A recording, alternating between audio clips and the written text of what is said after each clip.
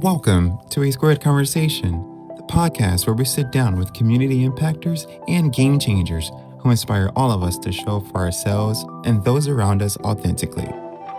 Through shared stories, join me, your host, Aaron Nixon, and a special guest each episode as we dive into who we are, unpacking beyond the surface conversation by welcoming vulnerability, love, patience, and grace.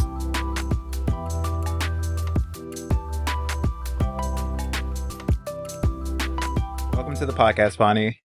Thank you for having me. Definitely took a lot of time to get here. Tell me about it. Yes. Well, the traffic happening in this city.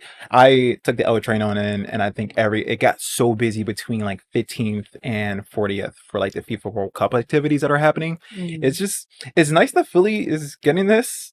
I feel like for so long the city was called very underrated, but now it's just nice to actually have something so special in our backyard. And I think like just more things to come in the future for us. Definitely agree on city being super busy. My Uber canceled twice getting here, so yeah, that's crazy. Grateful to have made it here. But when you text me, you were like, "I'm going to be about like 11 minutes late." I was like, "Oh my gosh, I think we can still do it." I was like, "Don't worry about it." Yeah. So, but you made it, and here we are. Now we're sitting down. Yeah. Exactly. The Uber dropped you off. You're here. Yeah. Did you get a run in this morning? Yes, I did. Did 2 miles, then went looking for something to wear, and here we are. Yeah. And you look great. Thank you. You look great. I was actually in my head too about what to wear. I was like the weather, then traveling on SEPTA. I'm like, I don't know, like, because sometimes on the trains and the trolleys, it could be like really cold or sometimes it could be really hot. And I'm like, I don't want to like be sweating or like overheating. So I ended up Ubering though, but we see how that went. Yes, do cancel. But yeah, you made it and you look phenomenal. You look phenomenal. But I also got a run in this morning. I did just a 5K. It's just something so easy. I'm recovering from like a small hamstring injury. So I've just been trying to slowly but surely and gradually increase the mileage. And today I was like, I just need to, because I didn't run all week at all. So today I was like, if I can just at least get out there for just that 5K before you and I get to record our episode, it would just be all the more worthwhile. I'm not gonna lie, some of y'all are making me feel like I'm behind in my running because since I've been running for so long, I'm only doing like 1 to 2 miles some days. And it's like everyone else is doing like their 9 miles, their long runs, and I'm just like, y'all think y'all better than me. Like my legs are so tired. Yeah. I'm tired, but I love it because I know, and I always say this, is like accountability partners and people that inspire me and motivate me. But sometimes it's like, why can't you just be on the same type of mileage that I am? But I think we also have to give ourselves a little bit of grace too. Like weather shifting, and then if you're recovering from an injury or you just need that time off, like sometimes you just have to be where your feet are and just run the mile or the distance that you're going to run. But sometimes I'm like, hey guys, let's just, I kind of want to block your Strava post at the moment. That's sometimes I'm like, I don't, you did 10 miles on a random Thursday morning. Okay, good for you. It's like, do you have a job or no? Yeah. And they're up at like, some people are up at like 4:30, 5 a.m. And I wish that I could be that person. Me too. I feel like it depends though. Since I'm a female, obviously I can't just get up and be that early. Well, at least not in my neighborhood, but that is some of the things that I envy on Strava. Like, how'd you get up at 4:30 and go outside? Because it do be outside posts, so I'm like, damn. Must be nice. Yeah, I know. Same. I'm like, before the sun even comes up, they've already had their fresh morning brew, was able to get a stretch in. I will say, I do wake up. My usual time to wake up is about like 6:30 to 7. I think that's early enough for me. I usually go to bed. I try to be in bed by like 9:30. Wake up, do some yoga. Yeah, I try to be. Sometimes that's not always the case. If I'm in bed by 9:30, at least that's like wind down time. And I actually don't go to sleep until like 10 to 15. Okay. But like if I know that I have a day off the next day, sometimes I will end up just being like, hey, I'm catching up on like a book. I'm catching up on like a series or a movie or something, or just talking with like my grandmother, or I don't know, just doing some research or something. But it definitely varies. Okay. Yeah. How Can't relate with that sleep wise. My hours are all probably manic. I don't know. Yeah. It could be 11, could be 2 a.m. My sleep is all over the place. Yeah. Those 2 a.m. I can't go to sleep. No, I think my internal clock now, as I've gotten older too, like we were talking earlier about like life transitions, like in chapters entering in 30s, and how like there's so many different things that happens to your body. And personally, I want to say like when I turned 31, that's when my body shifted to needing to sleep early. Where like I can't necessarily make it past like 11 p.m. Even hanging out with friends is so funny. I need to be out the door by like 7 p.m. or we're meeting up because I try not to eat dinner past 9 p.m.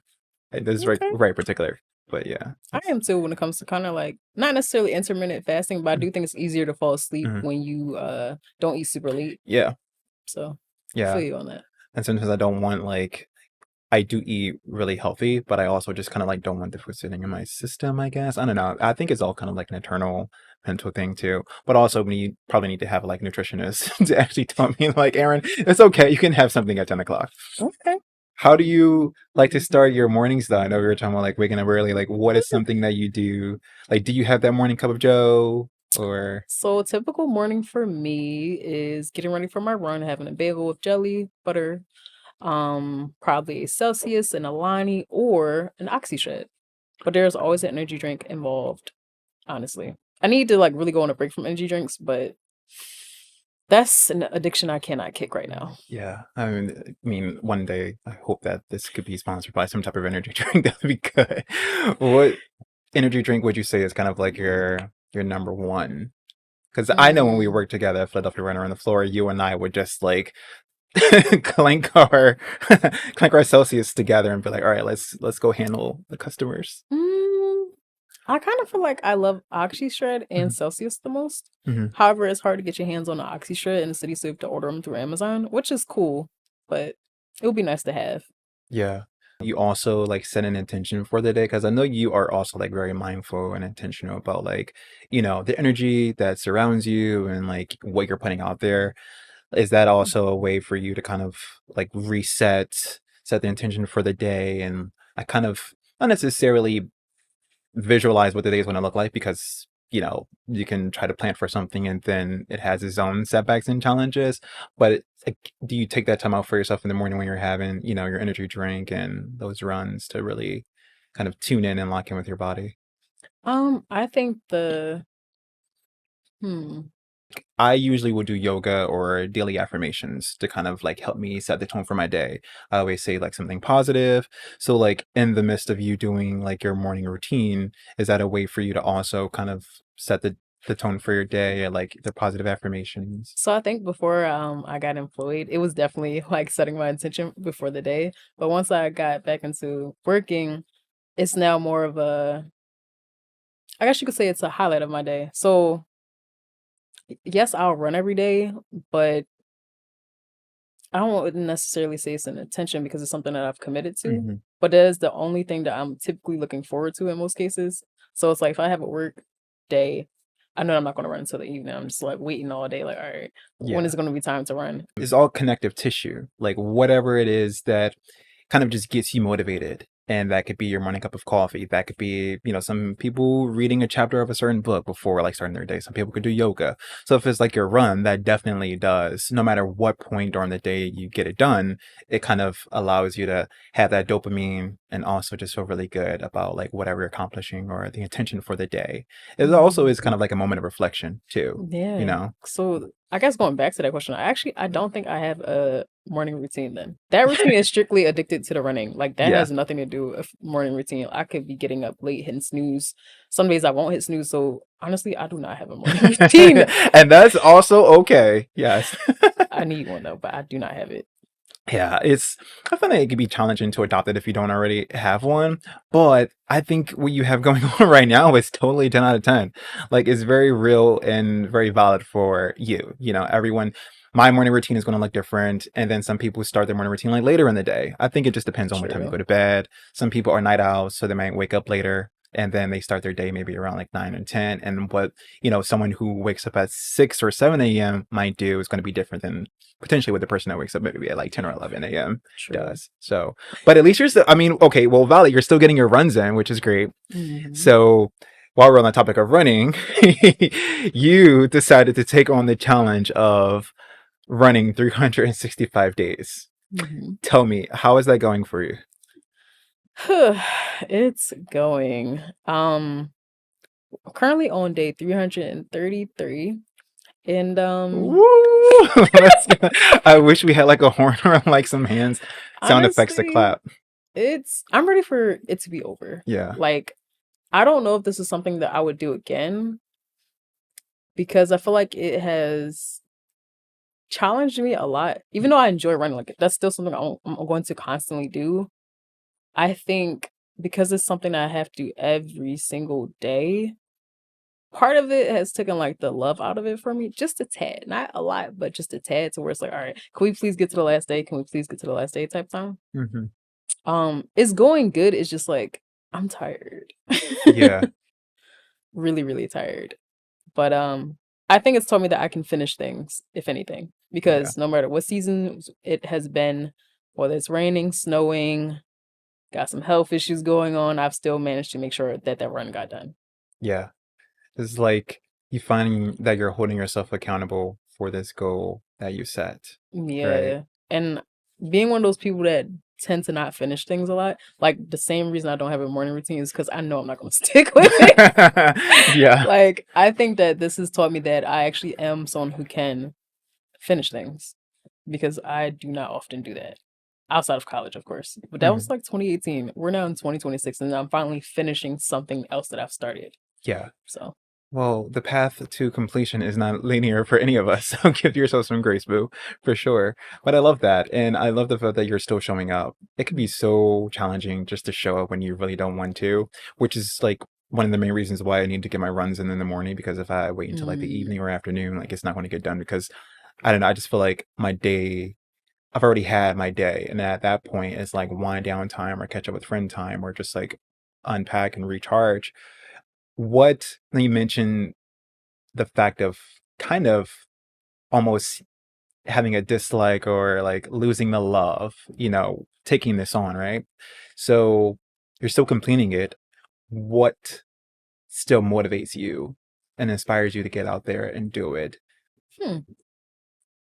Because some people would just be ready to throw in a ton and be like, hey, I don't have to do this. And I wanted to kind of talk about how you document this. I follow you on like social media, Instagram. And so it's like you're holding yourself accountable, but I think your audience and your community and your friends are seeing the impact that this has and they're getting out there running it. You held events where people show up for you and support you so much. So do you think that in a way, like in those moments where you do feel like, I don't want to do this, just the level of accountability for yourself and then the inspiration that your friends are drawing from it? Help? I would say so. Because I have like the group chat, we got all the different Mhm, running clubs and communities and events. It is something that makes it easier to keep going, despite wanting to stop running every single day.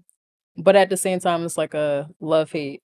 I love running, and then some days I hate running. mhm, But there's always like inspiration coming from different people. Like you said, my friends, all the different running communities have to offer the different races, buying yourself new sneakers, the mental health aspects of it. Like it's something I really can't explain. But I will say, having had documented this is definitely another reason that I can't really see myself quitting. mhm. Yeah. Like I said, it's kind of like the accountability piece, but also proving to yourself that you can do something challenging. Like we can do hard things. Everyone Mhm. says that. And I think, for me, running consistently, I remember when we were having a conversation at Philadelphia Running University City, and you were like, yeah, I got to get out there. And I could just tell by like the energy in which you said it. I was like, okay, like this is probably taking a little bit of a toll on you. And I was asking you about like a rest day, and you're like, Oh you almost like had like yeah. whiplash. You looked at me like, what, like rest day? And I was like, yeah, girl. I mean, like if you're doing like you, I was like, no one said you have to do like 365 days. You could take a little bit of a break just to like listen to your body. Cause I think when we were Ooh. talking, you were having a little bit of like running fatigue in a way, but I'm glad you stuck with it. You don't listen to me. I forgot about that. Yeah, Yeah. failing on the internet to me is nasty work. Yeah. Not that it's abnormal, but I think it's something that I personally, like just me personally, I'm not about to quit on the internet. I've Yeah. made it too far in the streak to be like, all right, I'm not going to do it.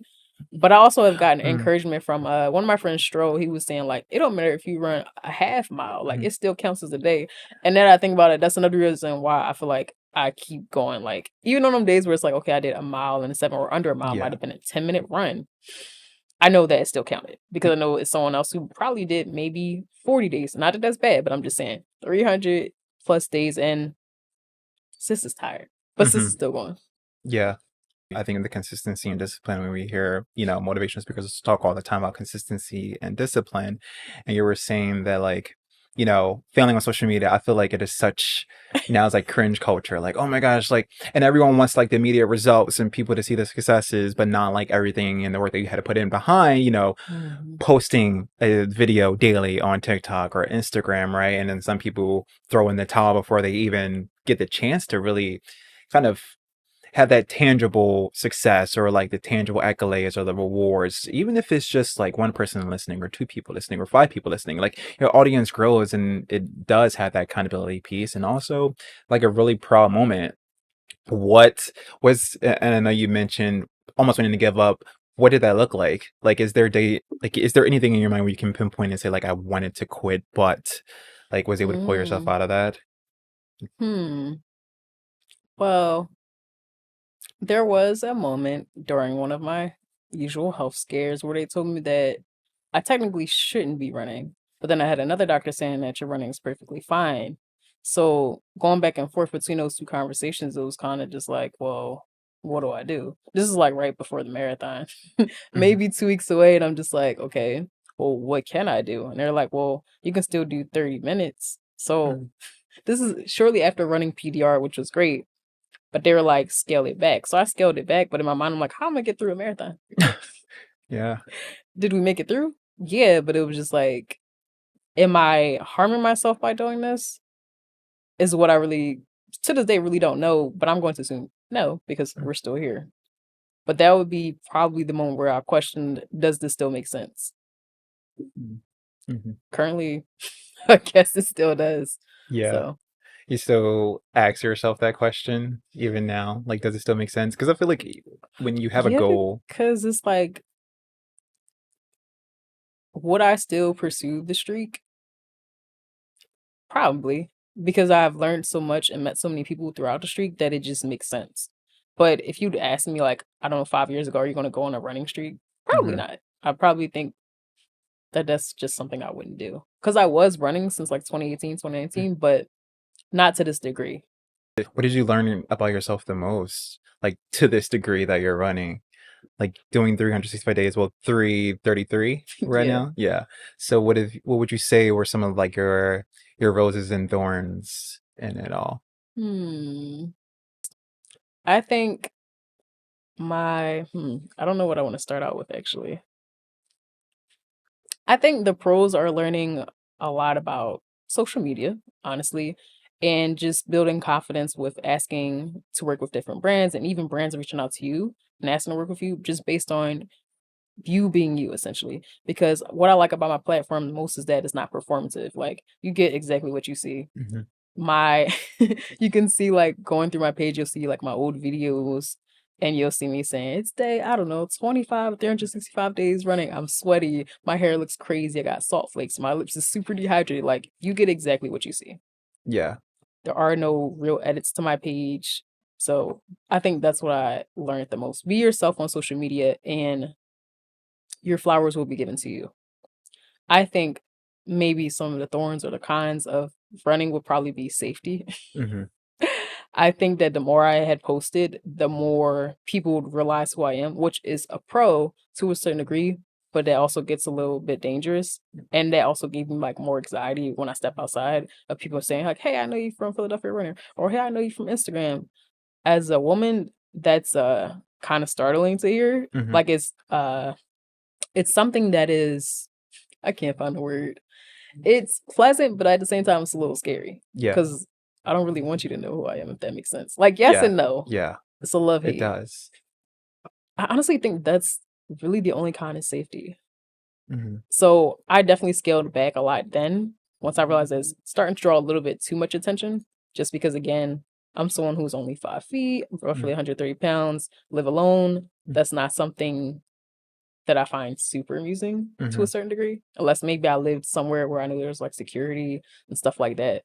So I think if you're going to pursue social media, just make sure that you have some kind of precautions. Yeah. Yeah. That's a good point. Mhm. And I would also say like boundaries too. Like you said, people Yeah. coming up to you like, "Oh yeah, I follow you," and it's a really great, excuse me, like compliment to hear. It's nice to know that people are looking up to you and that you're encouraging someone, but at the same time, like you're being your most authentic self on social media. But I do think in a way that sometimes, and not speaking for you, but it is kind of not necessarily like a performance, but like you are putting on something for an engagement in your audience too. And sometimes we have these parasocial relationships where people think they know you completely from social media. Like I know Bonnie's entire story.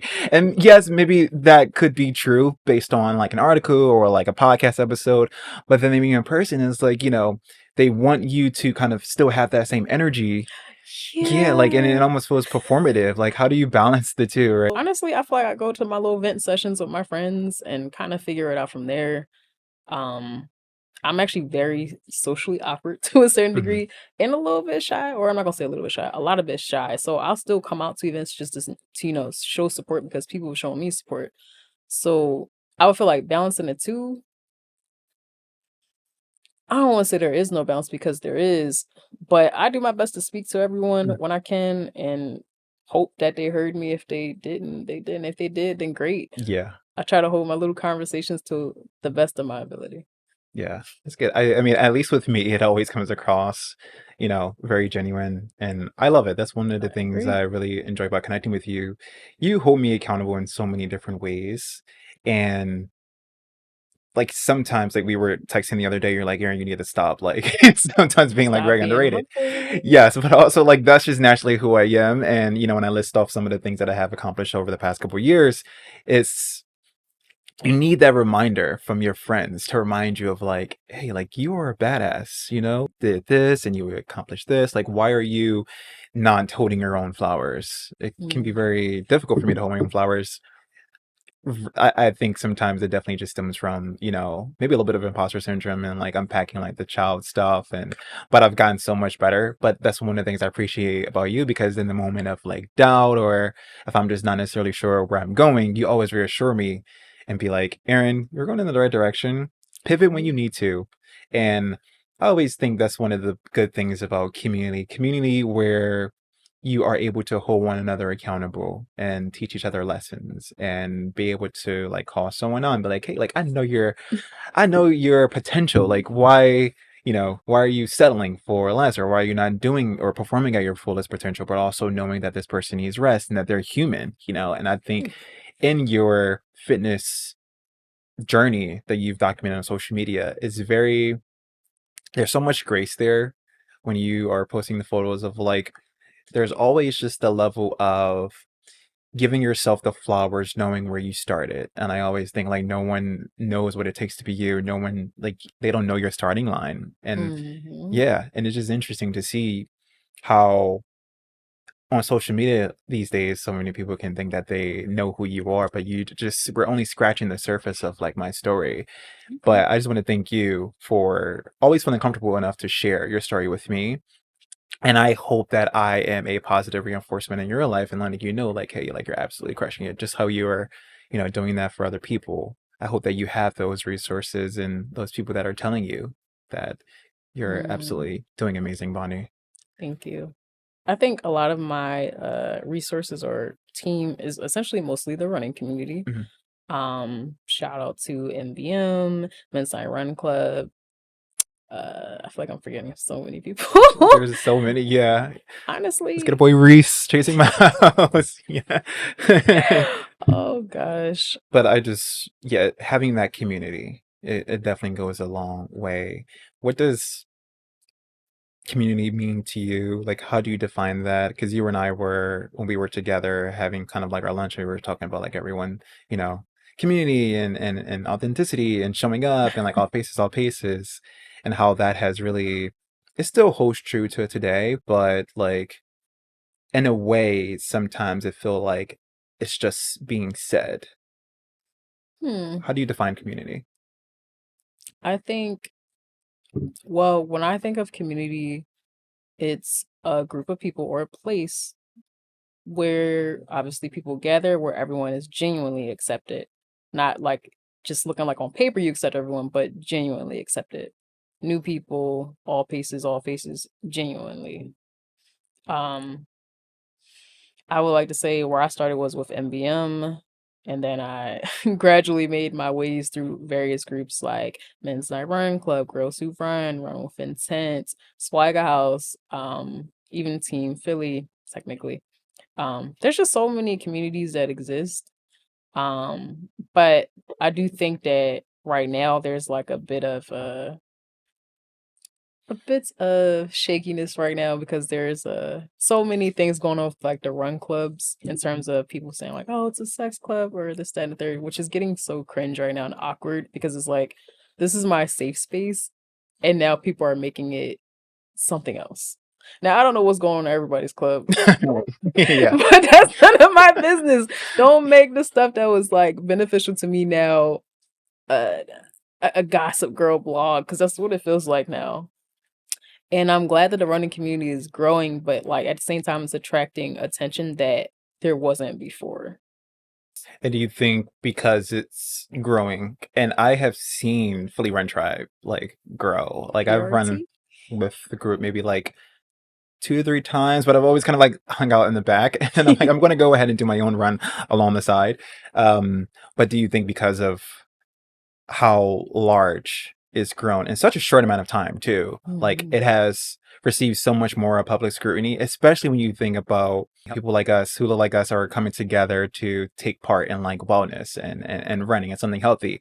Like in some ways, We it does we feel like we knew that was going to get shut down. yeah, I in some mean, ways, and they didn't shut it down; they yeah, just moved it. But yeah. I think it's great to see us do something fitness related. Um, but I think that there should also be another way to like organize it Mhm. so that we can still have these spaces no matter how big, I guess, the membership grows. Because that is something that could be a little concerning, and I'm just saying that as a person who gets overwhelmed by crowds. Yeah, So, same. Yeah. And yeah. sometimes you just want to go. I mean, personally, I don't always I haven't attended in like forever, but I think sometimes for me, it is a large group. And Mhm. so for me, like if I just want to do it, I actually prefer running solo. I get my best runs in solo. Like You I know do what's funny? prefer my solo runs more than running with the group. Go ahead. Oh, I was gonna say, you know what's funny? I actually am the quickest when I'm in groups. Uh-huh.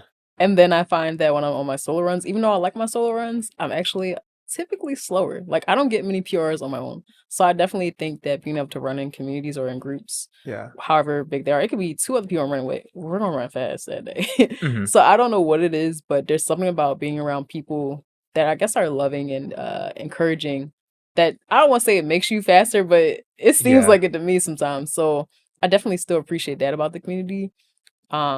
I think that somehow they gotta close those rumors out though, in general, just because it's like, or actually maybe they don't. I don't know. I really wish it just never Yeah. started, to be honest with you, Yeah. because I feel like it's That's just ruining run clubs. Even like being at the schools and people are like whispering about it, it's weird. oh wow. Because Okay. where does that come from? Even my mom thinks the same thing, and I'm like, who came up with this idea? Yeah. And like, mind you, it's human nature to like date or whatever you Hmm. want to call it, date, socialize. But it's like, why? Who threw this to the run clubs? Put it somewhere else. Put it to the bars or the clubs where it makes Yeah. sense. That doesn't even make sense to me. So, anyways, I think there's like so many layers to unpack there for sure. I also think it's like, Black people coming together for something good. And then sometimes, as onlookers we're like, well, why are they like in this space? It is a very large group, right? So I understand, clearing out the path and making sure that runners on both sides of the trail are able to get their runs in and bikers as well. But I do think there's so many different reasons as to why, like, I also think naturally, sometimes you date within your community. You mm, date within, the proximity, the people that are in proximity to you, and so, I mean, for anyone who has a problem, I guess, saying that, oh yeah, like their run club has turned into a dating club. Like at the end of the day, like why does that matter? And that's my opinion. If it's not bothering you, if you're still able to get your miles in and you show up every week and you're able to take this from the run, like why does it matter what these other people are doing, right? I guess it could take away, I guess, from the overarching goal, but yeah. at the same But time, now you got people that's coming in thinking that this really is a dating club and going like, "Hey, what's up?" oh wow, so there is Nothing. being led with like that intention. Oh wow, that's Yes, interesting. now Oh there wow. are people coming out specifically to think that every run club now is a dating club. So it's like, if I wanted to be at a club, I would go to a club. Yeah. Yeah.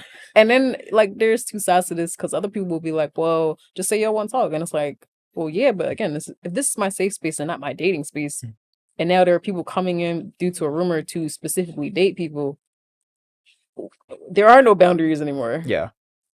What am I supposed to do with it? How much of that do you think falls on the run leaders to kind of check that, I or don't think there's anything because yeah, we're all adults, we all yeah, grown. There's nothing they can do about that, yeah, in my opinion, at least. Because again, you could just say you're not interested, which is true, but it's not even their fault. It's social media. mhm. And again, I don't Creating know. this narrative. Yeah. Yes, but now you're inviting all these other people in that are now coming into the clubs with that premise of Mhm. like, yeah, I'm going to date someone in here. I'm gonna find my husband. No, I mean you can do Yeah. that, but like, don't come here specifically just to do that. You Mhm. can go to the club, you can go to a restaurant, you can go anywhere you want to go. But like, run clubs in general are not for that, Yeah. in my opinion. Yes, Yeah. you can meet people by coincidence or whatever. Because like you said, date Naturally. within your community. Yeah. But like to make that your first and foremost goal is weird. Yeah. Just showing up just to see who I can take home, or like, I don't know, that connection. It's very interesting. And hearing like the rumors and kind of not necessarily like it just doesn't feel good, and it feels icky. Like it feels very icky in certain ways where I guess people are in a way projecting certain things. And I Mhm. haven't even attended all of the runs. I always look and I'm like, wow, this is a great turnout. And it feels good to see our people out there on the trail running and doing push-ups and pull-ups. It just feels so good.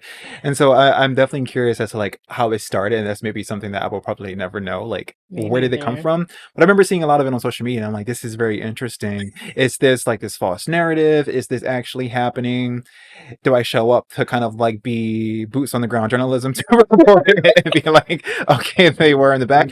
But I think no matter what you do, something positive or negative, people are always going to have something to say, right? And people are always going to make Absolutely. up lies, and people are always going to, create false narratives. And it's like all you can do is continue onward and upward, and at the end of the day, everything all comes out in the wash. But I do love the fact that they've, the run, I don't know their names, but for Fully Run Tribe leaders, they created something that people feel like they want to show up to. Whether it's a club vibe or not, that is not my, this, and you can decide whether something is for you or not, right? That's Like, true.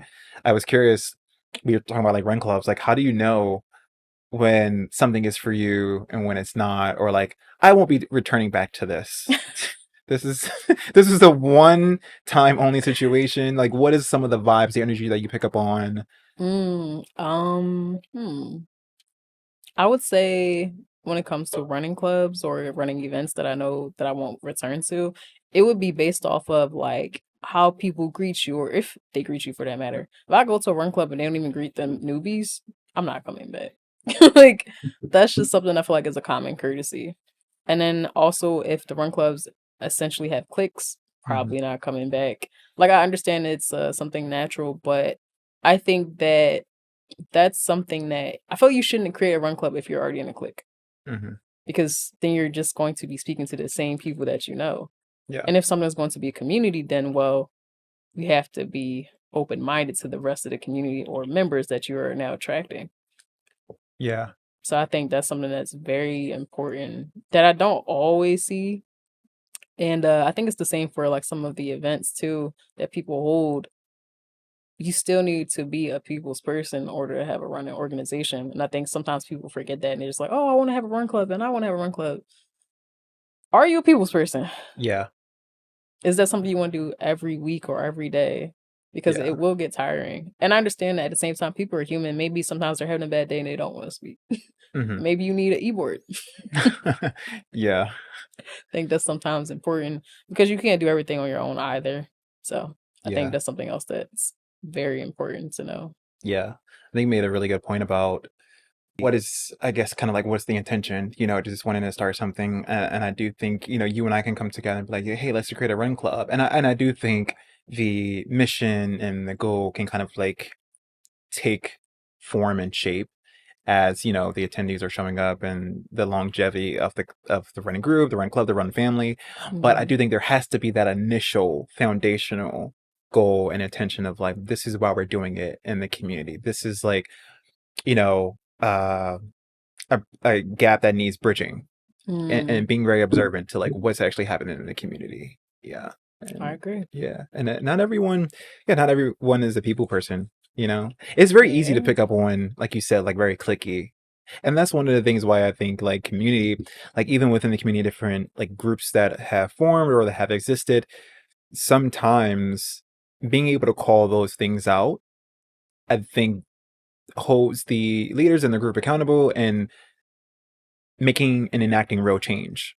Mm. Being able to say, hey, like I showed up, I didn't feel welcome, it felt very clicky, and feeling comfortable to say that, or if someone is aloof or very standoffish, or you just don't feel confident in stepping into that space, I think that's what community is, being able to say something when things are harder, or being able to have those like tougher conversations and saying like, hey, I don't feel welcomed here. Like, what is the goal? What is the mission? And I think sometimes Mm. people can be a little afraid to say those things out of, and you got to think in this time where brand partnerships Confrontations. and deals are happening, and not every, this person may have said something that just wasn't okay. Like, how do you hold that leader accountable?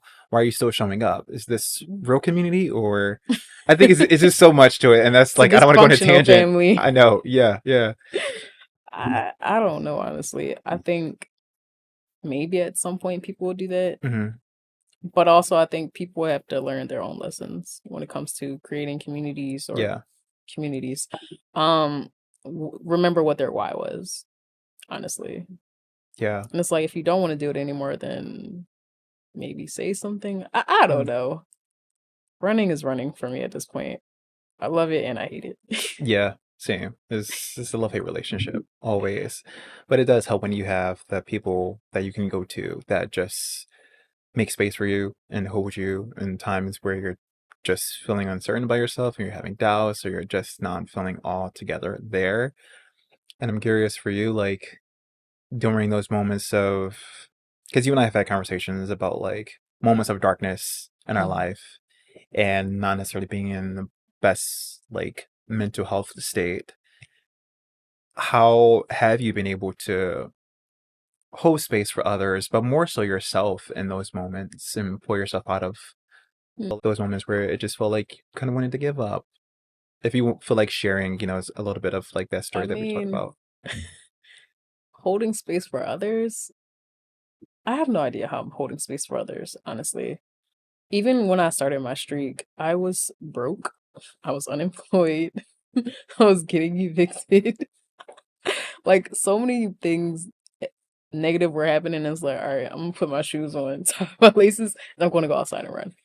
Like none of it really makes sense logically to me, but mentally, running made sense. Like that's the answer.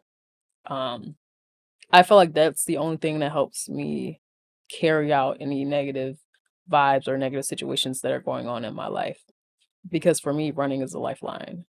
Like that's why it's like something I have to do every day, which is why I say I have a love-hate relationship with it. But it's something I'm going to still do, even if it's 10 minutes, 15, it might be 2 hours, might run alone, might run with friends. It's something that's still going to get done because it's all I know right now. And then if you want to think of like how mental health is going right now with the constant changes of like how healthcare is, even if I wanted a therapist, it's kind of like, how long are they going to be there? Running will always be there, or God willing, Yeah. running will always be there because we know there was a time where it wasn't for me, but I don't know. I kind of want to talk about that if it's okay, where you said that it's a time where running wasn't there. Uh, And I also just want to highlight, the event that you did with Aubrey from Nike. I think it was the Project Run Beyond, where you were able to share a little bit of like your story and not being able to have that movement. What mm, was that like mentally and physically? ooh, so I essentially got into a car accident. I got hurt at work, and I was told that I essentially needed to be on bed rest, which sounded cool, kind of, but then I put on roughly 80 pounds. And then also with the car accident, I really couldn't move without any pain. So again, now I'm starting from scratch. I'm back to like 208 pounds, which I haven't seen since roughly high school. It's 2023. I feel like a stranger in my body. I'm just looking like, who is this person? So I'm like, I have to start over from scratch. Being 208 pounds, it's nothing comfortable about that. When you're 5 feet. So at that point, I started my PT, started walking. I was in cognitive therapy and just trying to figure out like, where do I go from here? And so I knew that, not to say the quickest way to lose weight was running, but it was something that I knew. Like strength training wasn't gonna be something that I could do right now because of like my grafts of my hands. Um, but I knew that I could walk and run. So I ended up going to PT, and we get to like August and I'm back to like jogging and running for like 5 minutes without like a lot of pain. And then I get into another car accident. And Wow. I have to laugh because it really got on my nerves at that point. But we start over again. Mm-hmm. And it takes probably from August to like maybe November for me to get back to again running and jogging, doing intervals. And I cry at this point because I'm so happy and I think I'm back to living on my own again. And it's just a very, very different place to come from. Hmm. Starting over is just very sheesh. Yeah. Yeah. And during that time, what would you say it's very difficult and challenging sometimes to start over? And thank you for sharing, obviously, something so traumatic and kind of like not necessarily instrumental, but like seminal in your life for like change or like pivoting and reframing, right? I'm pretty sure a lot of reframing occurred during that time, and like you're constantly facing these setbacks, right? Like Hmm. what and just being courageous enough to say that out loud. I just want to give you your flowers because, it's not always easy and to admit when we're at like a really low point in our lives. Yeah. It's not, and be able to share that with someone, right? Like, That, and I think when you go through traumatic events like losing your grandparents, getting concussions, car accidents, and breakups, I think that when you don't address those things, sometimes you can lose yourself in the process. And I think that that's another thing that occurred too, because I didn't even know how much weight I was putting on until I stepped on that scale because I hadn't weighed myself in so long. And again, going off of doctor's orders, the first time I had a concussion, at least it was like, all right, listen to what they said. Second time around, I was not doing that. And I didn't. mm, Because I just feel like movement is beneficial for your mental. So why would I not move? That doesn't make any sense to me. And that was mm, also something I had to fight earlier in the year, like case wise, like them saying like, well, you're running. That's all I have. mhm. You don't see me really strength training or anything like that. So why would I not run?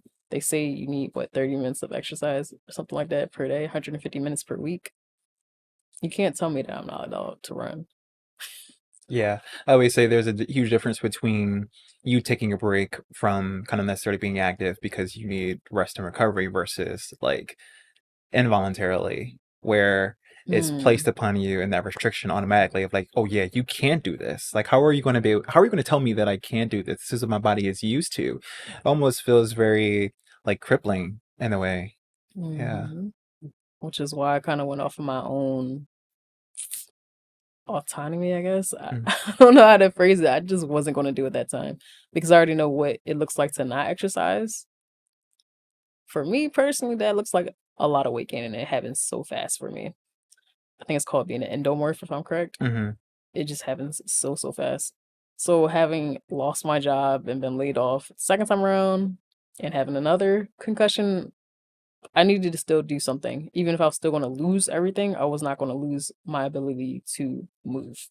What would you say, if anything, did you have these like beacons and like these lighthouses and kind of like silver linings to kind of like keep you fortified and feeling With the not being able to move, that's the first time in mhm, 2023. yeah. In 2025, the same thing occurred, but it was different because technically I was still allowed to run. I was cleared to run, which Mm-hmm. is why I was still running. It was later in the year of 2026 that it was like, well, why are you running? Mm, Because you told me I could. mm-hmm. So why would I stop now if I was already, I don't know, maybe 200 days in at that point? Yeah. Doesn't make sense. Yeah. So, as for beacons of light, running is what kept me sane currently. So, again, it's not something that I would just suddenly or abruptly stop unless I have like a broken leg or something like Mhm. that. Other than that, I'm not going to just stop running. That's crazy. Yeah. Yeah. For me, at least. It may not sound crazy to someone else that just stop.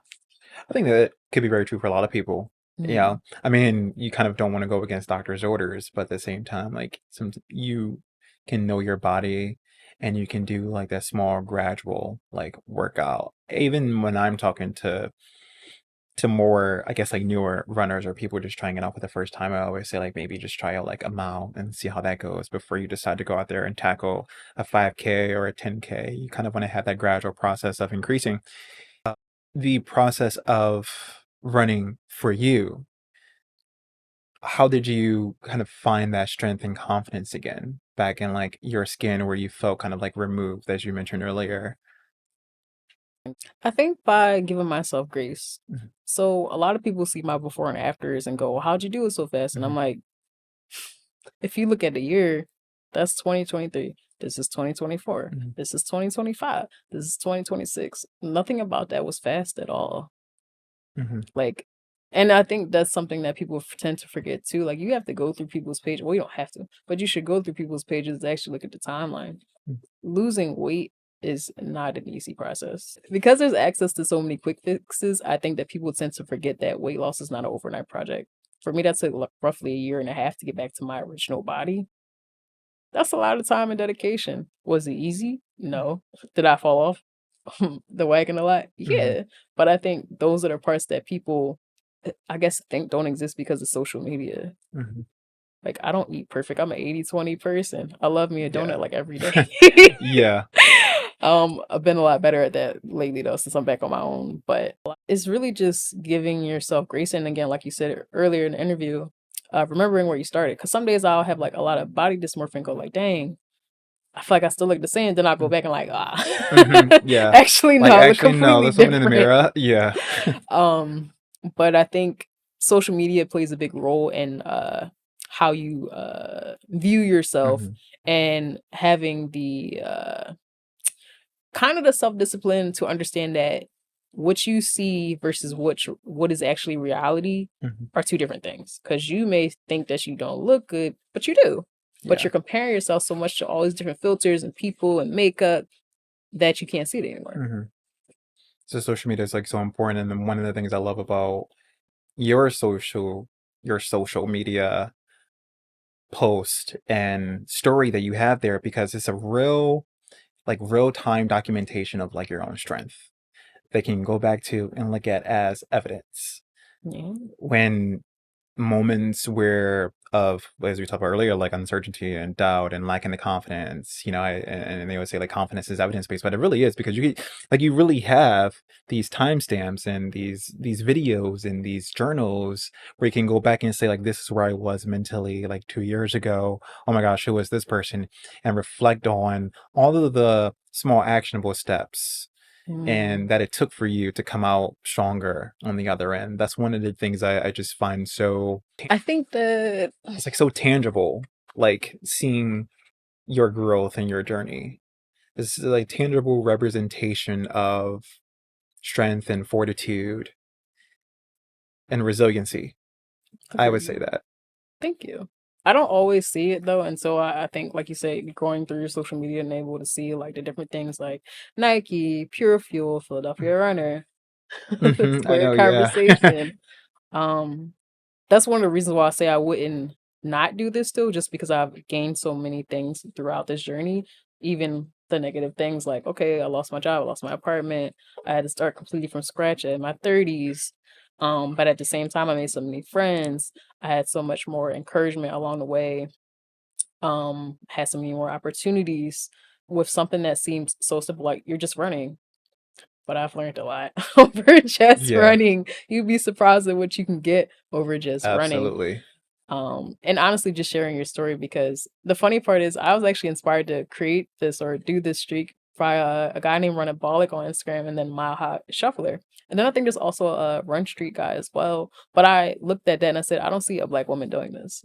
Mhm. So that's another reason why I essentially started my Run Streak. Also out of manic depression too. But I didn't see anyone else doing what I was doing. And I knew that I could do it only because shit was in shambles. Like, if I'm being honest, that's why. There's a girl that I had a conversation with who, like, we would kind of laugh about it. Like, our lives are literally crashing, but we're still going running. Like, that's the answer. Yeah. To us, it's the answer. And the ones that get it, I feel like get it, and the ones that don't. Yeah. And the ones that don't is like, I don't have time to explain to you in a way. Yeah. Hopefully they never get to a point where they have to get it though. Yeah. But even in the moments where if someone does, like, let's say you're talking to someone and they're sharing their story of resiliency and overcoming, right? Like, that's one of the things I love about showing up authentically in general and defining what community is to you and how much you want to share, how much you want to create and hold space for someone else. I think we all have a very unique story and all of our stories are special, and more people just need the space to be able to share them. And you'd be surprised the similarities and the commonalities that we kind of share. And I always think is like you can always have like an interesting takeaway or an interesting point from I can listen to you and be like, huh, it can be like a mirrored situation, but we're in a way experiencing two totally different things. But your way of dealing with this hardship, I can take something away from that. Yeah, I And it's agree. nice. When I was more in the gym community, I think that a lot of people's way of dealing with any type of stress, their idea was to go to the gym. I pivoted obviously and went more so to running, but I think that even being in the running community, a lot of people are going through things and their stress relief is running. Yeah. Maybe distance, maybe short, but again, same thing. In the gym community, you're using the gym as a means to cope with whatever you got going on. And I feel like we all tend to do that a lot, but it's still not necessarily solving the problem, because I do think to a certain degree it is unhealthy, because I still think you need to address the actual problem instead of just running from it literally or working out to avoid it, because at the end of the day that problem still exists. Yeah. And I think that's another thing I learned. And for the most of this, at least, most of the journey, I will still say some of the problems disappeared, but some of those problems are definitely still there. Yeah. That's a good point. And you know, you hear all the time people say like running is my therapy, or and then you also have the people there's like those advocate like it's not therapy, like you should actually still, see a therapist. Would you It's temporary therapy. Like, you're gonna feel good after, but at the end of the day, you still need to address what it is you got internally going on. Or even externally. Like, if you ain't pay that bill, you still gotta need to go go home get to a like those lights job. off, yeah. Like, sure, the run is there, but you still got some stuff you need to take care of. And Yeah. I think that's another thing I've learned along this journey, is that I still have stuff to work on. Running has been great, but even I still have internal battles that I need to seek some help for, like, genuinely. But I'm glad that there are still people that are talking or having these conversations of like, it's not the end all be all of like a solution when you've got shit going on. It's something that is temporary. You still need to seek other help if you've got some problems that you know that a 30-minute run is not going to solve. You still need to go seek therapy or whatever it is that you need to get access to, because there are resources out there. It's just that sometimes we just don't want to do it. Yeah. And to your point, I think the resources, like everyone has their own way of healing and coping and their own definition of therapy, right? Like to some people, like listening to a like motivational podcast, like that could be their source of therapy, right? Actually sitting with a licensed therapist, that could be their real like therapy. But everyone has their definition of like what therapy is to them. And I think, for some running can be that case, right? That's true. I am in therapy and I found that it does help, but I feel like I always end up leaving with so many more questions. But I'm definitely someone who's like very introspective naturally. So sometimes my therapist will bring something to light and I'm like, oh snap, I kind of had a feeling that that's what it was. And I'm like, I just needed someone to point it out. I was like, I can unpack and do all of this stuff on my own, but it definitely does go a long way. And having those things that you can kind of like those branches you can go to, like you can swing on and find and be like, okay, like this gives me this, but this gives me that, and that's one of the things I love. And I forget who it was that I had on the podcast, or we were talking about, it was Reese actually. And we were talking about like how community is so large and how you can go to one particular person for one thing and then another person for this thing and the levels of like and the degree of the interaction that you have with someone. I think that having at least 1 or 2 people that you Hmm. can call is important. I think well, I'll give a shout out to Men's Night Run Club. Ant is one of those people that you can call any time of day and he'll be there. Whatever you got going on, he will listen and dance and joke. But I think that's somebody who I don't want to say he doesn't get enough credit, but I think well, maybe he doesn't. I don't Yeah, know. yeah. But I We feel like love you, Ant, by the way. Let's just gonna give you a shout out now. I think that he's one of those people everyone should know. If they don't already, because I mean, I feel like everyone probably does know him, but it's like, yo, if you're having a bad day, just call in. Find him on Instagram, follow him, call him. Yeah, I would have to agree. He is someone who always has a smile on his face. And Mhm. I am very familiar with like showing with a smile and knowing that there's so much going on behind the scenes, but I still have to show up because this is what people need and this is what people expect.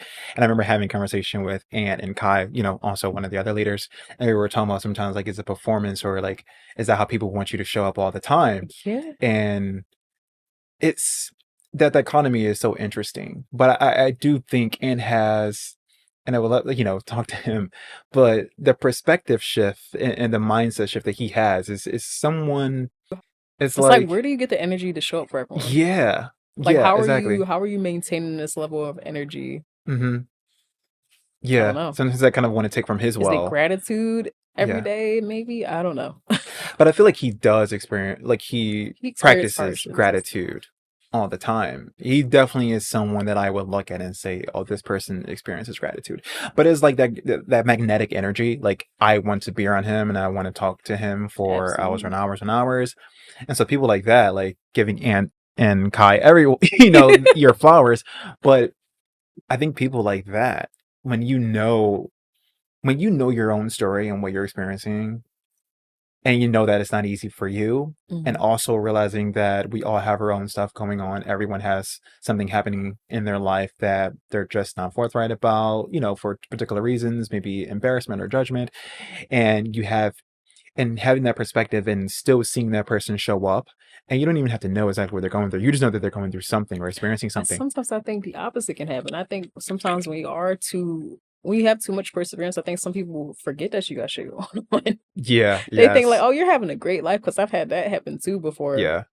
in another experience where people thought that I still had a job apparently when I Yeah. didn't. Like, I'm having sleep for dinner, and you wanna know why I'm not an ABC event? Yeah. Because I don't have any money. Mhm. But they're like, "Oh, but you're running." Okay. Again, lifeline. Mhm. So I think that sometimes people can misinterpret you showing up for you being okay. When in fact you Mhm. can see somebody tomorrow and they not be here tomorrow or sorry, be here the next day because they in fact are not okay. And people forget that. Like just because they showed up doesn't really mean anything. People show up to work. They don't want to be there. Yeah. It's something scary about that. Or not scary, but it's concerning to me because it's like, how dare you assume Mhm. to a certain degree? Like it has its pros and cons when someone can constantly show up for people because you're forgotten and Yeah. forgotten to be checked in on, if that makes sense. And I think that part can be I'm not gonna say can be, it's something that we also need to remember. Like the people that are the happiest, you still Mm. need to check on them too. Yeah. Does that ever for you, I'm curious, like, create any feelings of, like, resentment or bitterness? Because my personal experience, like, and it'll lead to this, but like I realized that I needed to be more vulnerable with the people around me that said they actually cared about me. Because for a while, I felt like my problems were a burden Mhm. or just needing advice. I'm like, I don't want to bother this person. And you're totally right. People have stuff going on. And sometimes when you show up, people just think you're okay. Plenty of times I've showed up and like I Not really like wasn't okay. And I wanted to like, they say laugh to keep from crying and literally hold back tears. And then someone would give me a hug and I would almost sink into that person because of how overwhelming what I'm actually experiencing in my reality is. Mhm. Like, and I used to get so upset because I'm like, how can, like, I'm the lifeline for other people, but sometimes it didn't feel like I had a lifeline. And they'd be like, "Yo, Aaron, you're crushing it. You're doing amazing." And I'm like, "You literally don't even know the half of like what I'm experiencing." Like, and I used to get so resentful until I had to really realize like these people are saying that they want to be there for me, why don't I just tell them and allow them to show for me in the ways that they know how to? Has that ever happened for you? Like where you I felt think that? that's something I'm still working on, honestly, because I think people will say that they can be there and then they're not there.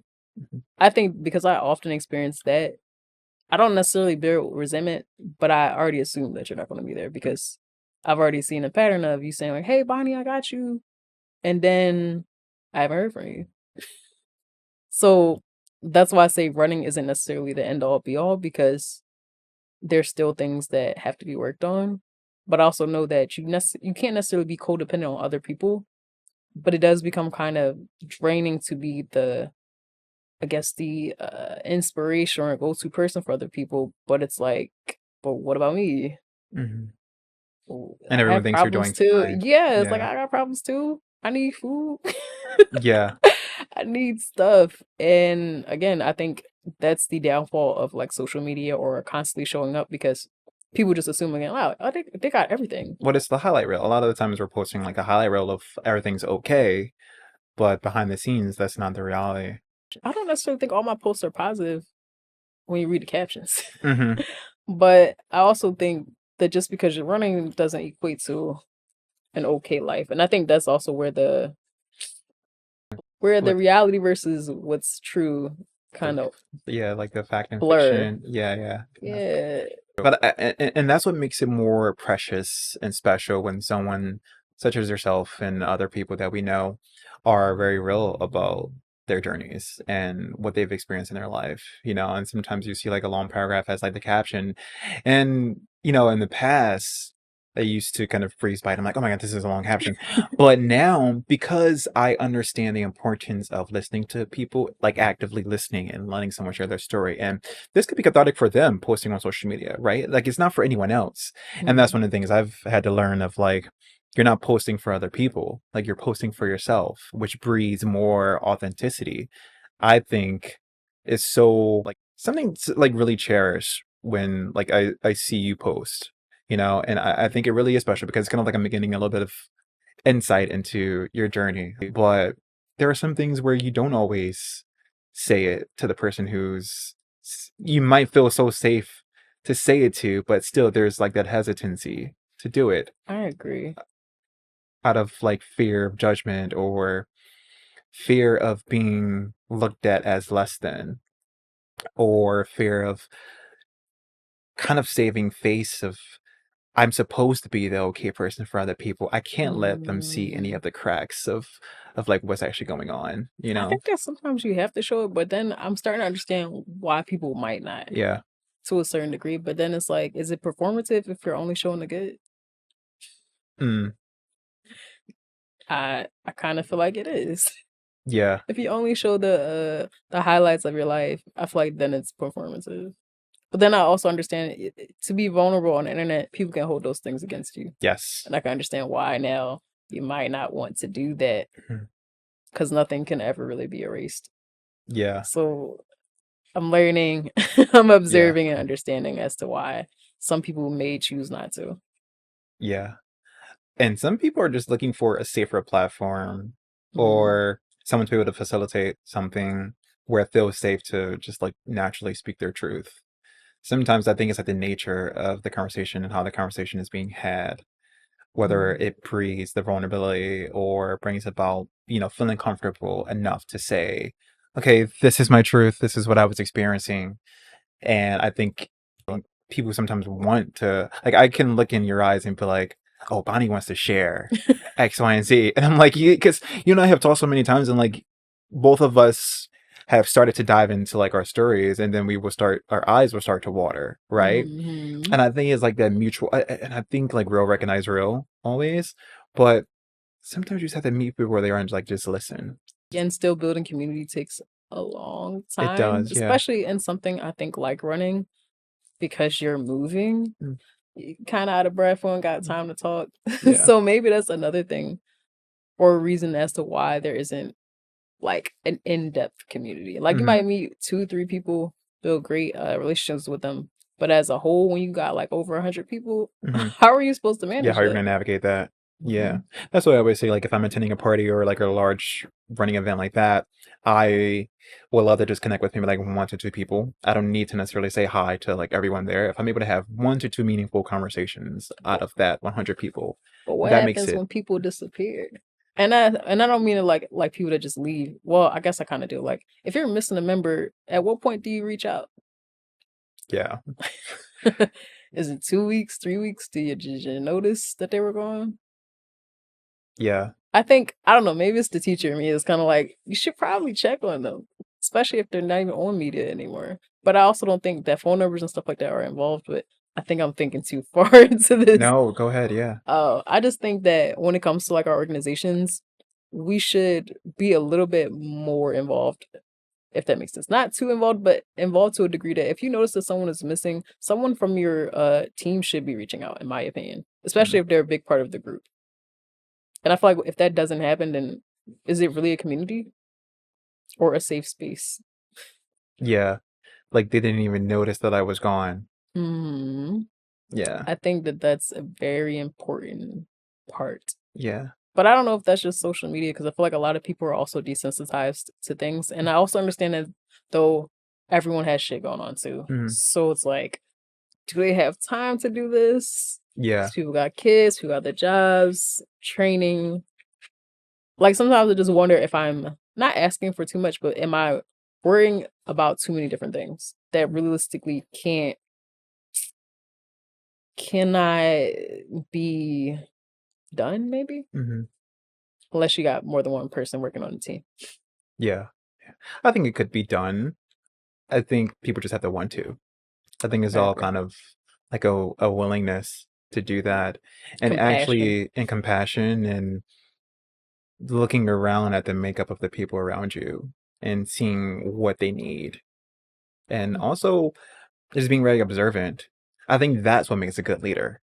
Mm. Being observant, and we all have different, in school we all have different learning styles, we have different teaching styles. Some people are a little bit more visual, some people are a little bit more hands-on.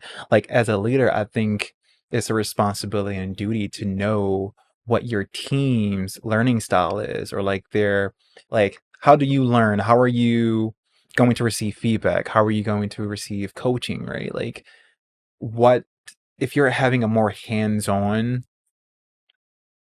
participation in your own group, I think that will come naturally, Mm. if that makes sense. Whereas, like, you're able to pinpoint how I give you advice is going to be different than, let's just say, like, engineer Tyler. Like, how I give you advice is going to be different than how I give Tyler advice. You might need a little bit more delicate, a little bit more tenderness I see what you're versus saying. Tyler, who might be someone who needs a little bit more tough love. So the way the delivery is different. I think that's what a good leader is. They're very observant. They're very keen on getting to know the people around them so that they can show up for them in the way that they can show up for that person and what they need. I recently started asking my friends, like, if they have like a problem or something that they need to kind of like get off their chest. I'm like, do you need advice from me or do you just like want Oh me to yeah. listen? Because I'm like, I can give you my thoughts, but if that's not what you need from me right now, maybe I'm not showing up for you in the best way that you need me to. I And feel that's what I like think a great leader does. Like, check in I and agree. take notice. I haven't seen this person in a while, but it does take a little bit of like like putting ego aside and realizing that there is a larger picture here. There are other things at play. And I'm kind of curious, do you feel this way of like, where you said if no one's checking in, have you ever had a thought of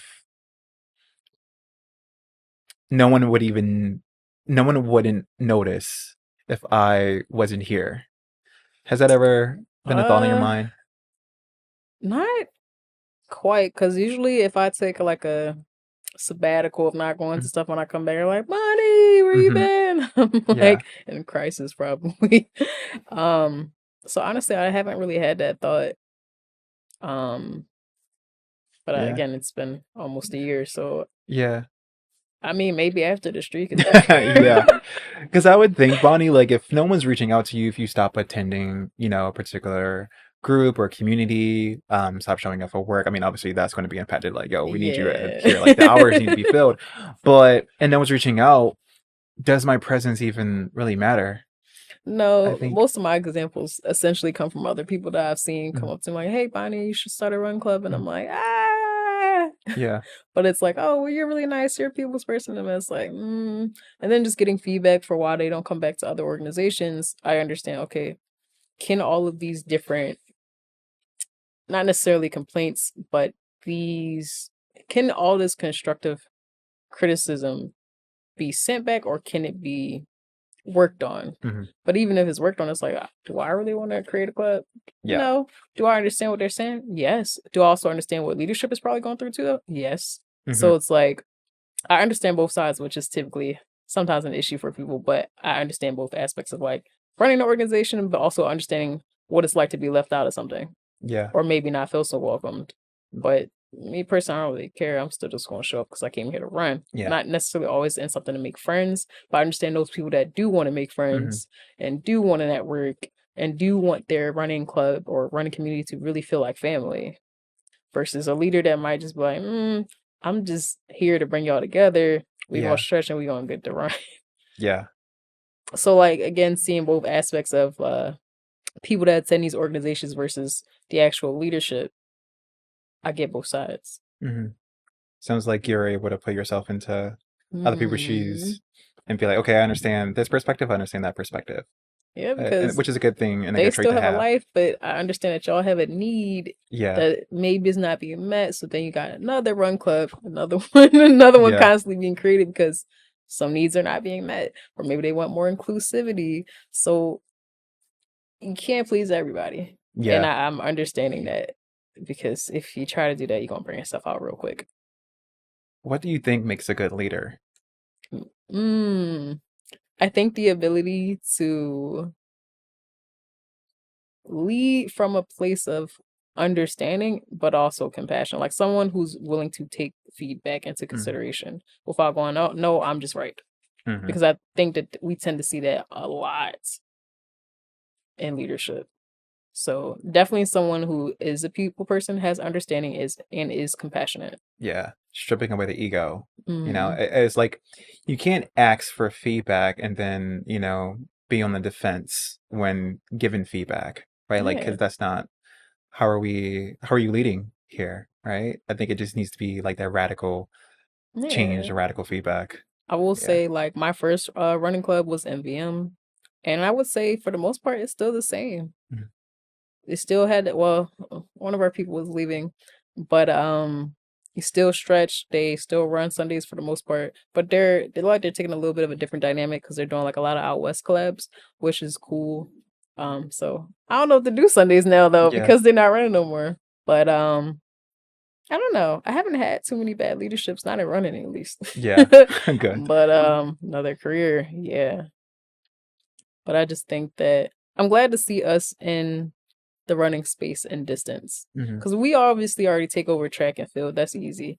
But I don't see us in distance as much as I do right now. But even right now, I think we're still only like 3%. So this is Yeah. just hitting the surface. Yeah. We still got a lot of work to do.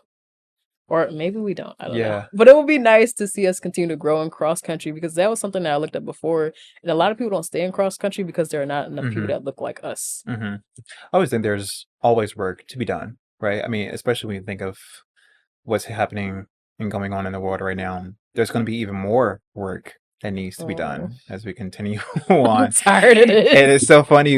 I always talk about this, with a couple of my friends, but you think about like segregation and that time period where you would question yourself and say, huh, I wonder if I would be like on the right side of history. Who would I be Mm, fighting for? What would be my convictions? What are my values be, right?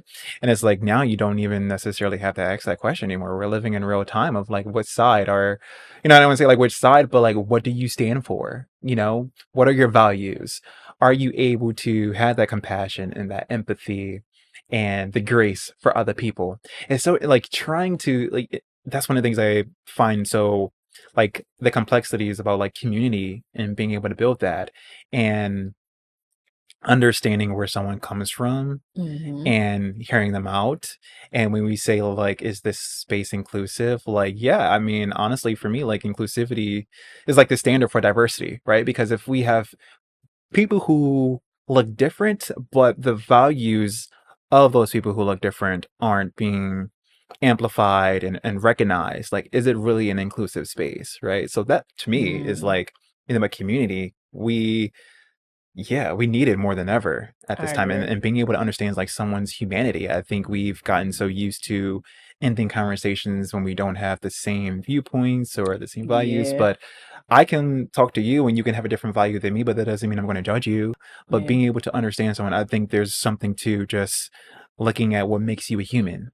And everyone has a different experience of life and a different impression. And I think that yeah. people forget they're human with all this technology, Yeah. or even just trying to have like inclusivity. I think sometimes it fails because again, you're forgetting to actually do the work hmm of studying. Well, not Yeah. that you got to study people, but I Yeah. guess you kind of do. If you don't understand the culture, then you're Yeah. not going to unless you put yourself in the culture. Yeah.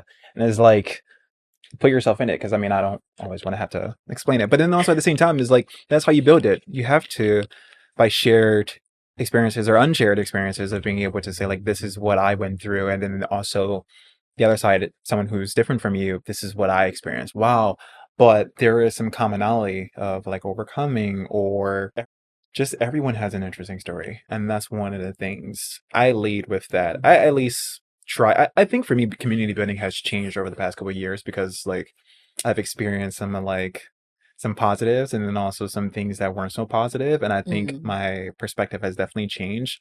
And just trying to get out there more and be more active in the community as well.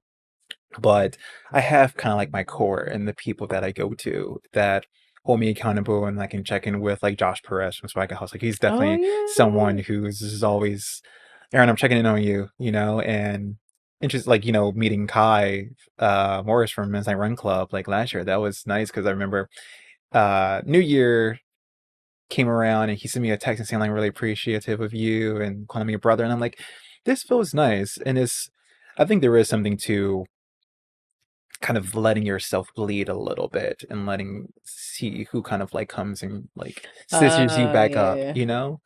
just having a little bit of that vulnerability. It definitely community. Yeah, I think.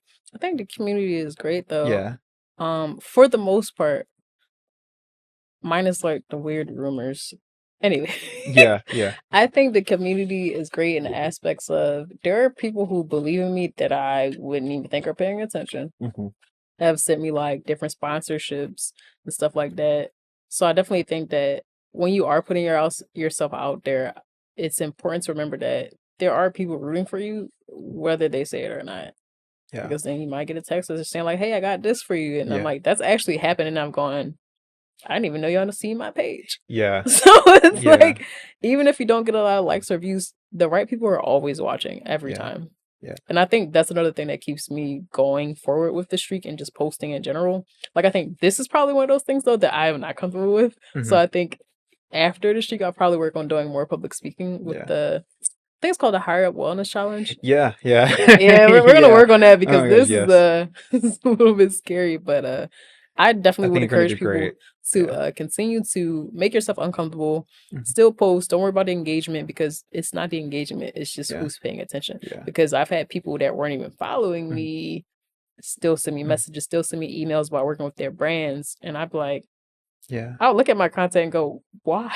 yeah, Look at it. yeah, It's the same couple outfits, same hairstyles. Nails might not be done. Like you really don't have to be perfect for the internet. yeah. And I think that that's something we're getting our hope getting back into. Like you can be human. People want authenticity, like Yeah. real It doesn't have to authenticity. be a Yeah, perfect HD 4K, whatever all that stuff yeah, is, because I don't know. But like just come as you are. yeah. Unless they ask you not to, maybe. But I 100%. Yeah, really think that you should just come as you are on the yeah, internet. And then whoever your tribe is will come. yeah. It's like living in purpose. And you have Mhm. your audience. Everyone has a community. Everyone has an Exactly. audience, and so some people might not resonate with like your voice, And they but don't there have to. are 5, 10, 20, 30 other people who will resonate with your voice and your message and your story. And I think you would be doing yourself, anyone will be doing themselves a disservice, especially if they want to share, not share, because someone needs to be able to hear how you're going to deliver wisdom and deliver encouragement and just hear your perspective. What makes you unique is what is going to be your superpower. You're right about that. Yeah. Definitely right about that. So as you wrap up, Bonnie, this has been amazing. I feel like I kind of want to continue to go on. We've got to clear out. Thank you for having me. Yeah, but with, and they use like sharing and people reaching out to you, it does feel good when someone, it's always from people you least expect, right? That will send you a DM or a text like, hey, I really enjoy like this episode. Like I cannot wait for you to receive all of like the flowers for today in this episode. But when you're with your social media content, what is, I guess, when people come to your page, what is something that you hope they take away from seeing your content and seeing your journey? I never thought about that actually. And not that you're actively thinking about it, but if someone, they're seeing it for the first time and they're I would hope that looking. they take away perseverance, but also patience, because in any transformation I've ever had, it took a while. Yeah. Even the streak being a while, a year. I would honestly hope that they take away perseverance and remember that all things are possible. And I gotta say it that way because I had to remember that too. Yeah. All things are possible. You can do whatever you want. You just have to be consistent and remember that through every season, things will change. You're gonna have ups and downs, but honestly, just keep going. Yeah. That's one of the biggest lessons I've had to learn. I mean, I've learned And it's easier from you, said it's than easier said than done. done. But I like to think, and my friend Darian, he makes fun of me all the time because he'll be like, you always refer to your life as chapters and seasons, but I really do, because it's like, think of a TV show, like the first season is not going to, the second season is not going to be the same as the first season, and you can see like the character arc and the character development. And so I think everything that we go through is just character building and character development. Listen, I don't want any more character Yes, I mean, development. honestly, sometimes I don't want any more character development, but at the end, like, it's so good because it's just all a part of who you are and what makes you you, and the journey, and looking back when you get 20 years from now, 30 years from now, 50 years from now, you'll be like, wow, like I lived a life. I always love those people who have lived multiple lives and have like just so much to share. And yeah, I think that's one of the things of being where your feet are and enjoying the chapter, because every chapter has a lesson, right? Every season has a lesson, and sometimes it's easier said than done. For You don't sure. sometimes see the lessons until you're out of it. Sometimes you can see the lessons while you're in it, but at least be open to it. And Let sometimes you yourself. gotta repeat those lessons. Yeah, for sure. 100%. Yeah, you'll be tested with the same thing until you learn the lesson. But Bunny, this has been so great. As we close out, I guess, what are some of the things that are on horizon for you, and how do you plan to celebrate yourself? To be honest, I don't know. Yeah. We are like maybe less than 30 days away from a year. I have nothing planned. Yeah. I might have some time. I know Pure Fuel helped me, and Ant helped me, and MVM, and RWY, and Grocery Run. Like, everyone helped me with the 100 days. But for the year, low-key, I kind of just want to chill. Yeah. To be honest, and I know that sounds so crazy for something that I've done, but it's just, I'm tired. Yeah. I don't feel like putting on another event, but I think after this, I'm going to dive into the 30-something archives and then kind of pivot a little bit. I'm still going to be running and talking about different running or aspects of running, but I think I really just want to pivot and focus on like career. Yeah. Well, you have my support, my love, all of the things. And I'm so happy that I was able to share this conversation with you today. It's nice to actually be able to carve out some time to actually sit when life gets so busy. Like, this is meaningful. And then this is community. This is like the definition of it. So I appreciate you for creating space for me to share a little bit of my thoughts and my perspective on things. And that's one of the things I'm looking forward to this season, is being able to share more as I kind of figure out. I know what A Square conversation is, but I think people want to hear more of like whatever. So you always tell me, Aaron, like just put yourself out there, Being so humble. and not be humble. But I appreciate you, and I just appreciate your vulnerability, and I hope that I, create a safe space for you to be able to share your story, and yeah, and the love. Thank you so much for having me, and also getting me out my comfort, because Yeah. this was a little scary. Yeah. But I'm really glad I did this, and I'm glad you invited me and had me on here. This is going to be great. Just so be prepared for the social media content that's coming your way, because you're going to get all of the reels. Be prepared. And you're going to crush it at the high roll in this challenge. Thank you, Bonnie. Part 2. Part 2, exactly. Growth. All right, everyone. Thank you so much for listening in to another episode of A's Word Conversation. If you like this episode, please comment, subscribe, and just let me know your thoughts. If there's a guest that you want to see on the podcast, please feel free to shoot me a DM. I always love suggestions. And until then, continue, as I always say, stay square. Bye, everyone.